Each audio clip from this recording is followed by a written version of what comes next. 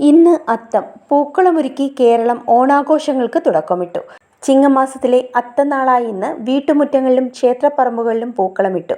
ഓണാഘോഷങ്ങളുടെ ആദ്യ ദിനം മലയാളികൾ നിറഞ്ഞ് ആഘോഷിച്ചു. അങ്ങനെ 10 ദിവസങ്ങളുടെ ആഘോഷത്തിന് തുടക്കമായി. അത്തം ദിനത്തിൽ പൂക്കളത്തിൽ തുമ്പയും തുളസിയുമാണ് പ്രധാനമായി ഉപയോഗിക്കുന്നത്. പതിവ് പ്രകാരം ആദ്യ ദിനത്തിൽ പൂക്കളത്തിന്റെ വലുപ്പം ചെറുതായിരിക്കും.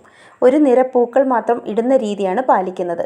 ദിവസങ്ങൾ കൂടുന്തോറും പൂക്കളത്തിന്റെ വലുപ്പവും കൂടി വരും.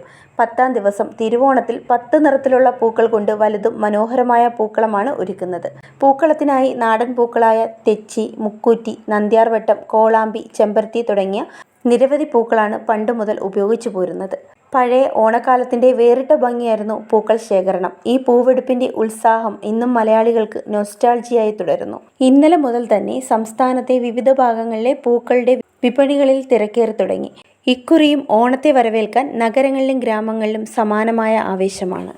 Zag news, Thiruvananthapuram.